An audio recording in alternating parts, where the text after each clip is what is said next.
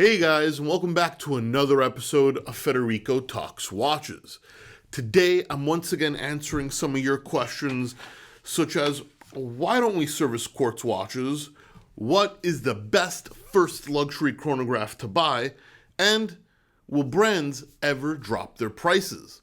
All that and more in today's episode. Now, of course, though, before we get started, customary wristwatch check.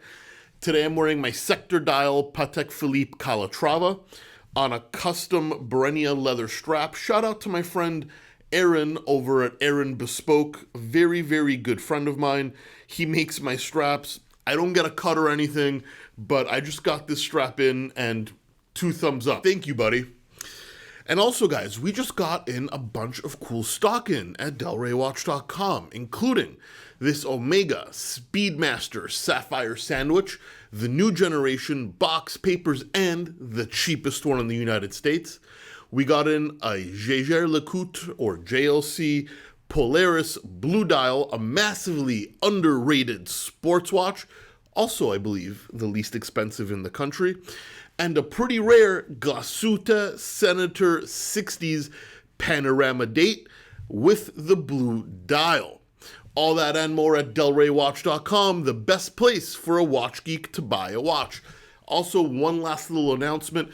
Please be aware, the giveaway date, we're giving away an expensive $7,000 chronograph. That is coming up on June 1st.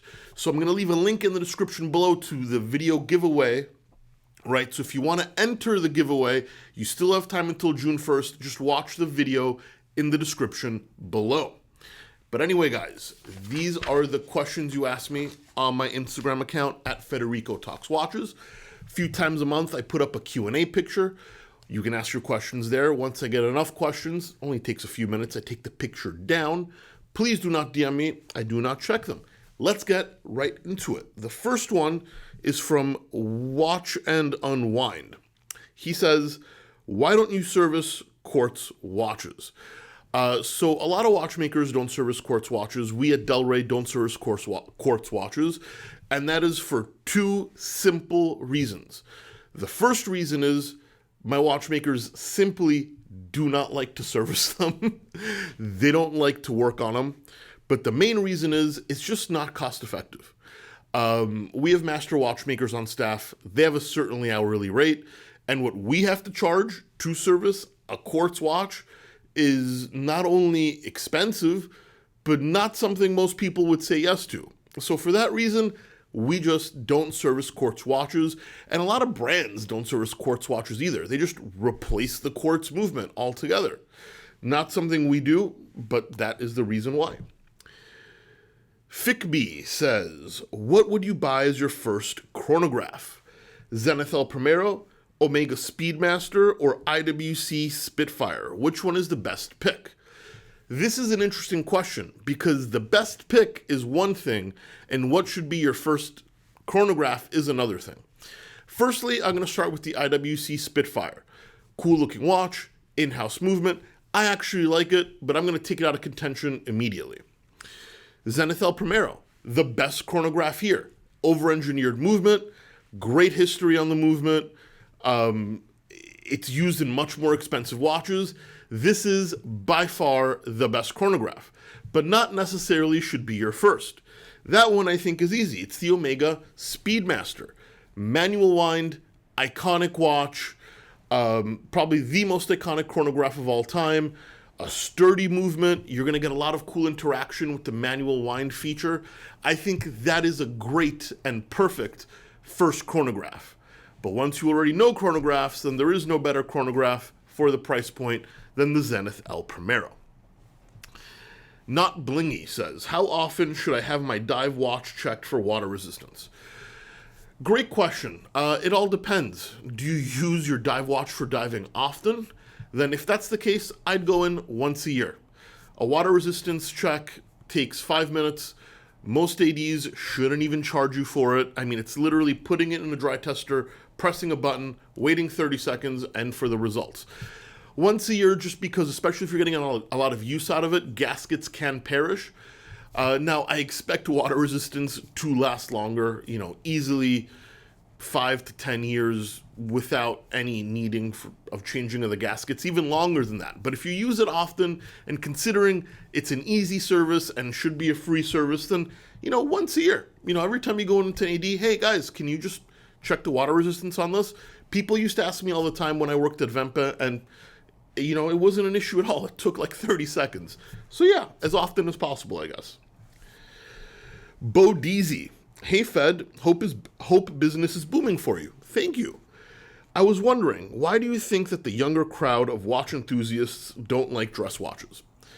I think this doesn't necessarily have to do with watch enthusiasts changing, excuse my lisp there, but more with society changing.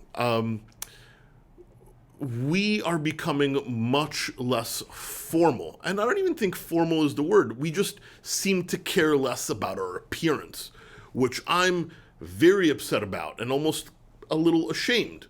A lot of people here might disagree with me, but we seem to be prioritizing comfort and athleisure to dressing appropriately. Now, what is appropriate today is, pretty much anything. Is that appropriate to me? Absolutely not. Men don't seem to wear jackets anymore when they go to dinner. Sweatpants is the new norm. Streetwear.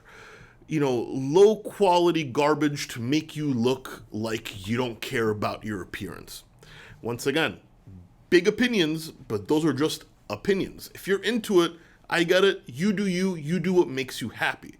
But I think it's this deformalization of society and the fact that everything goes, you don't have to wear a suit to a job interview, kind of thinking that has made the dress watch fall out of favor.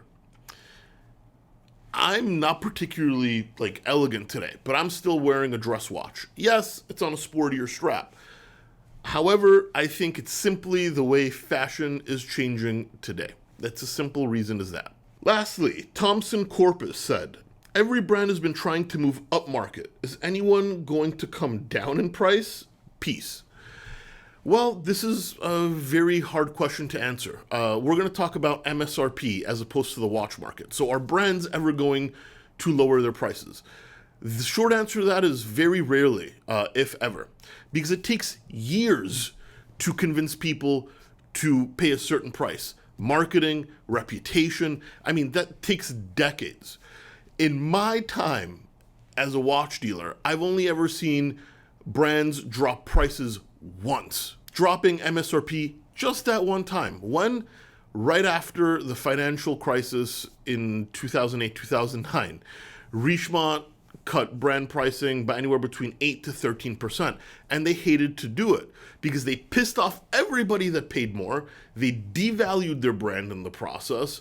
Nobody likes the fact that, they paid too much for something, but they had to do it because economic factors forced them to. But ever since I've been following watches, that was the one time it's ever happened. And when it happened, I remember everybody was shocked. So no, it's not going to happen often, maybe even never, simply because the act of dropping a price can destroy decades of brand image. And from a business perspective, it can be the kiss of death, and it's the last, it's like the last resort, right? Anyway, guys, that's it for today. Please give this video a thumbs up if you enjoyed it. Really does help. Don't forget to subscribe so you don't miss any more content. And of course, I'll catch you in the next one. Take care.